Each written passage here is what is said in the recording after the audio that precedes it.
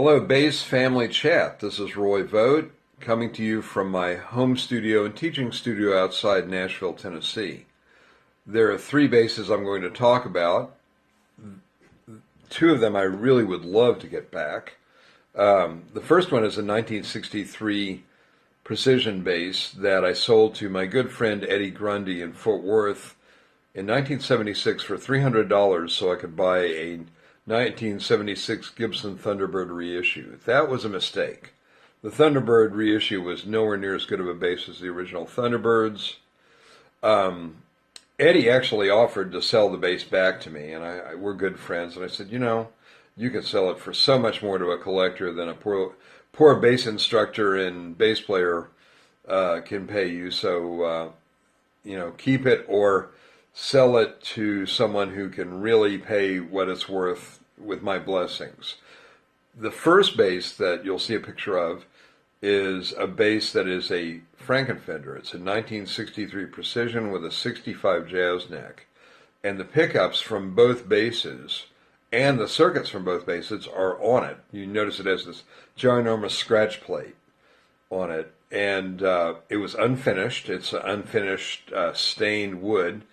And I had that from 1974 until it was stolen off of an Air Florida flight in 1979, somewhere in between Miami and Dallas, Texas. So that bass may be floating around somewhere in the U.S.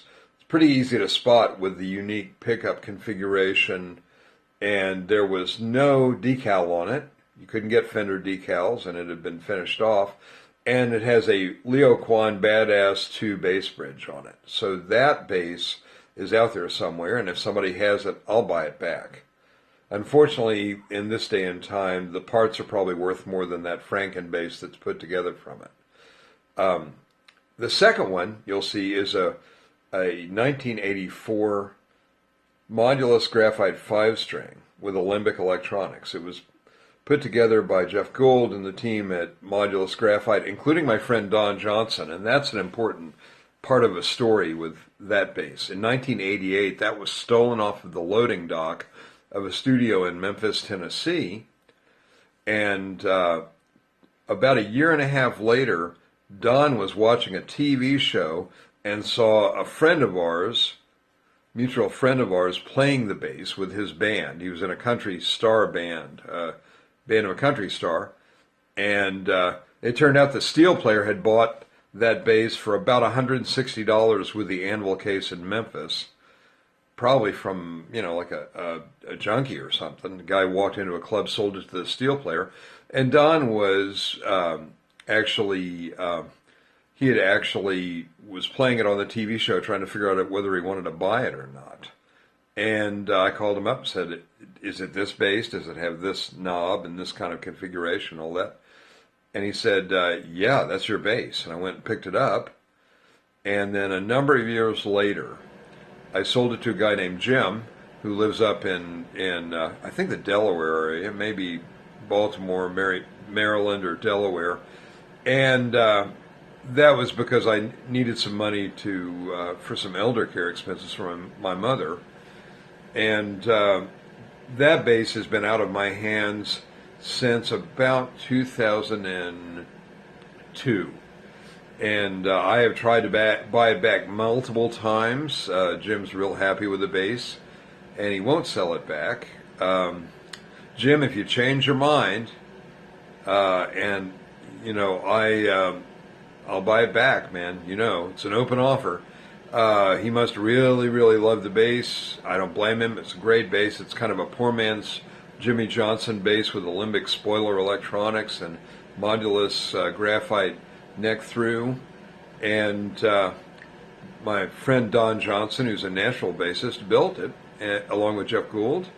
And so that's the story of my three basses I wish I had back. And if anybody sees that old Fender out there, the Frankenfender, please let me know. And Jim, buddy, anytime you want to sell that back, I'll buy. All right, you guys have a great day. Stay safe out there. Talk to you on the next go-round. Everything bass. How's everybody doing out there? Maurice from Los Angeles. Glad to be back talking with you guys. And our subject of the week is what gear we had and let go and wish we could get back. And yeah, I know a lot of us have had that feeling. You know what? I can't say that I would do anything to get these pieces of gear back. I had mulled over even getting rid of them in the first place and went through that. So, but the two pieces of gear that come to mind, the first one is a white, beautiful white Spectre NS2 bass, 4-string, that I believe was like a 1983. These were probably from the first years that these were getting really popular, and yeah, I'd fallen in love with those basses. I had been fortunate to be given a ticket to go see the Synchronicity tour from the Police, and Sting was wearing this exact bass, and not wearing, he's playing that exact bass on that tour. I just fell in love with the instrument. Pretty small body, and it not the easiest bass to play. I just thought that thing looked good. And it actually had a very powerful sound. It was active, and yeah, I do miss that bass. I had to make a choice. I was really getting into some old Fenders then, and I found one, and I had to come up with some bread for that. And the other piece of gear, most recently, I found a buyer for my Ampeg SVT rig. I had a 1981 Ampeg SVT. It was one of 3 heads that I had when I was touring back in the 80s. And I believe this 81 head was actually from the first series that had the black grills on them. And yeah, I fell in love with that. And they came to rock bass players, that was the go-to rig to have. So I had taken it on tour and had even brought it out to the West Coast with me. And basically, to make a long story short, I had spent a lot of money and time getting it restored and sending it away to experts and things to get the head restored. And I did cop an Ampeg SVT A10 cabinet and had it, but I basically brought it in my house and it never left. And it actually was in my upstairs music room, and so we had to negotiate stairs with that. Anytime it left here, that wasn't cool. But the very really awesome part of that story is the buyer who bought it from me. I actually sold that rig, this Ampeg SVT rig, to Mick Mars from Motley Crue. Yep. Friend of a friend type thing. And yeah, his manager came out here and let me play for it for about 2 minutes. And he said, yep, that's what we want. And they took it away from me, and I believe it's in Nashville now. But yeah, the Spectre and the Ampeg SVT, 2 pieces of gear I really loved when I had it, and I wish I had the space and the affordability to keep everything I ever had. But those two are still etched in my memory of being pretty cool pieces. Alrighty, gang, everybody stay groovy and stay well. We will see you next week. Take care. Hi everybody, this is Mark Corradetti. I'm coming to you from Portland, Oregon, and I'm at a place called the Hallowed Hall Studio. It's this really cool studio. I'm on a little 5-day tour here, and it ends up in LA over the weekend, this coming weekend. And anyway, this week's question was quite interesting to me. What piece of gear do you regret getting rid of that you had before? Well, the answer is, I thought about it, and I'm like, I really don't have one, because all the gear I had was really cheap and inexpensive because I never had the money.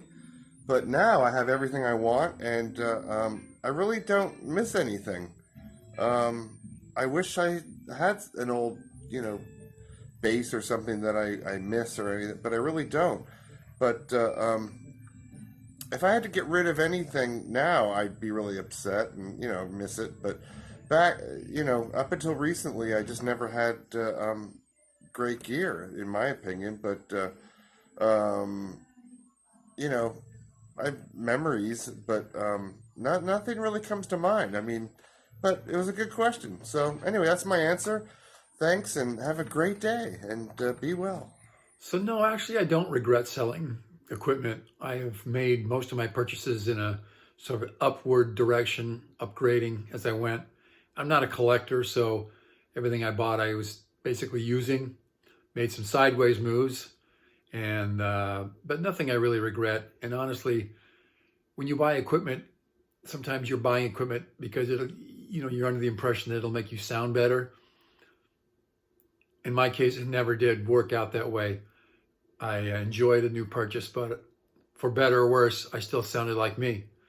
So gear has never been the issue. and in my opinion, probably never will be. So I don't regret selling gear, and have mostly upgraded as I went. So, all right, there you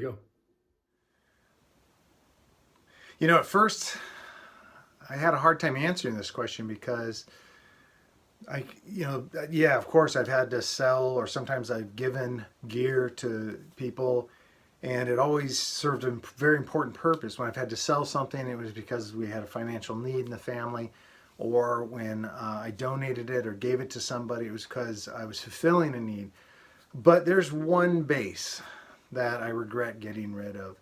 When I was graduating from Musicians Institute's Bass Institute Technology, I won the Most Improved Bassist Award, and that was an award that was provided by Peavey. And the amazing bassist Gary Willis at graduation handed me a 4-string Dyna bass. That was amazing, actually. And I love that bass because I got Queensryche's bass tone perfect on it, and the neck was super fast. I really enjoyed it, but I miss it because of what it stood for.